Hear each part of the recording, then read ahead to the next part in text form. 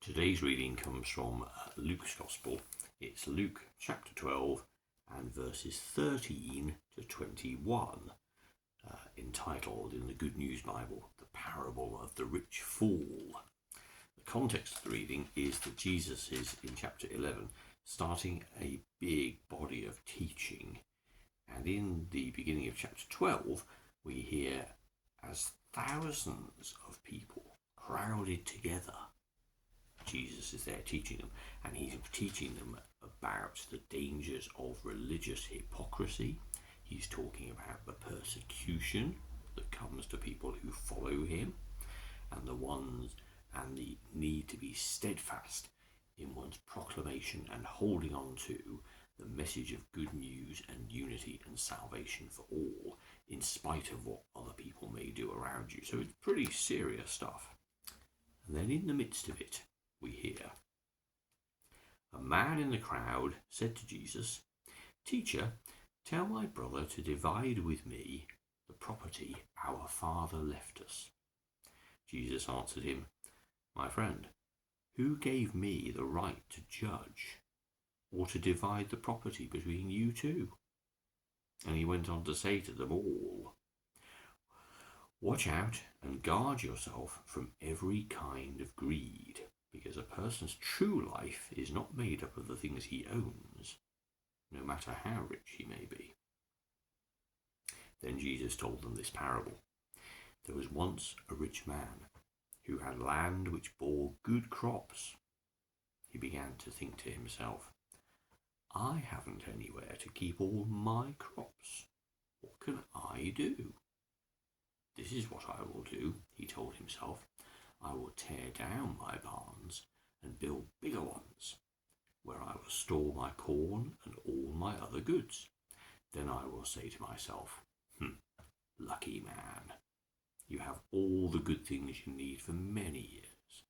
Take life easy, eat, drink, enjoy yourself." But God said to him, "You fool, this very night you will have to give up your life. Then who will get all these things you have kept for yourself?" And Jesus concluded, this is how it is for those who pile up riches for themselves, but are not rich in God's sight. The man in the crowd speaks. It's very crass, isn't it? In the midst of all of that talk of persecution and steadfast faith and dangers against religious hypocrisy, the man speaks up about this civil matter. I mean, it was perfectly normal for people to come to their religious leaders with civil legal matters, and the teachers of the law were meant to be conversant in all these things and to provide guidance, because of course every action was tied with, is that what God wants or not, whether that's actually relevant. Jesus is having none of that position and says to the man, "Well, why are you asking me? I'm here to tell you about the kingdom of heaven on earth. I don't deal in law." But he sees behind the man's question a desire for acquisition of wealth. And who knows what that particular story is. The point is, Jesus doesn't go there. And what he recognizes in the language of the man who comes to him and in his attitude and what's in his heart is a desire for fulfillment through possession of goods, in this case maybe land or money or whatever it might be. And the fact that this is a burning ambition for the person asking the question. And Jesus then gives us this response in terms of, again, the bigger issue, which is, where is your priority? What are your attitudes? What are your motivations in response to various things? I mean, this person who asked the question was in possession of this inheritance. He was going to get it. So it wasn't like it was something he needed to work hard to achieve. But what happens, of course, is he wants it now. He wants the instant gratification. He wants the status, perhaps, that it brings, and all those other things. And so Jesus tells us the parable of the rich fool. And in that opening parable, and all of this is unique in Luke's Gospel, The man, of course, uses a reference to himself so many times. I have so many good crops. I don't know what to do with my crops. I know what I will do. I will build, and you get the sense that it's really piling on the sort of self-centeredness of it all. This is all about him, and yet he is in possession of more than enough, and then even more is added. It's a bumper crop, and his attitude is to continue to hoard it. This is mine, it's on my land, I grew it, it's mine, I possess it, even though he doesn't need it. The plan he makes is flawed because obviously he's hoping it will keep him then safe and secure, lazy and large perhaps, for many years to come. It's all about him, and then the folly of that is shown by the fact that obviously he's assuming he's going to live for all of those years, which in the case of the parable he isn't. But of course the real point here is about the man's attitude. So he thinks about himself and he thinks about storing stuff up. And really his attitude, and all our attitude should be, I have enough and yet I have more. Well, what can I do with the surplus?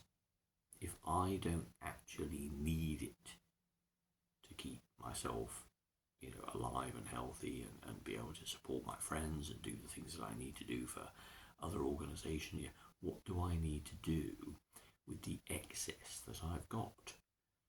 And the attitude shouldn't be, well, I need to find a new way to hoard it. It should be, well, who could I give it to?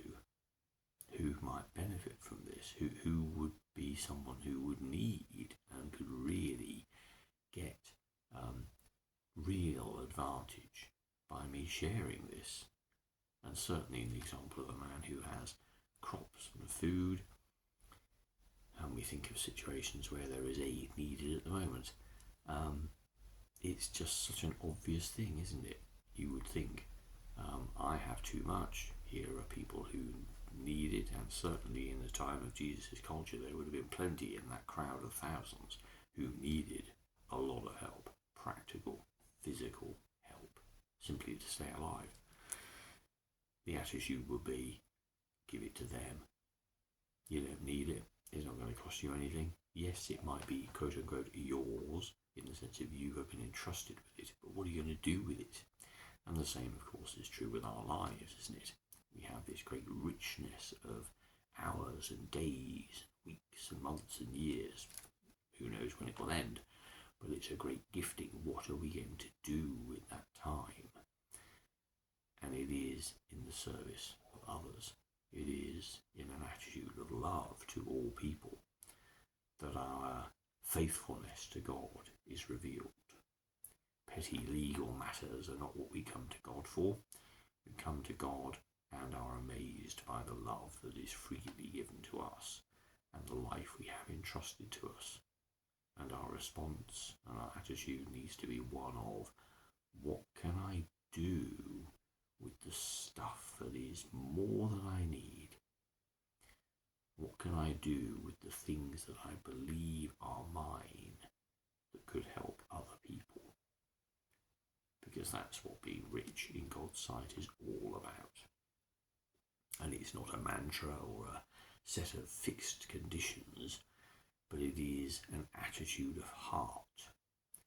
And it begins, as with everything to do with our Christian religion, with an understanding of how greatly loved we are, and how in fact we are blessed ourselves to the point of then needing to be extravagantly generous with all the things that God has given us.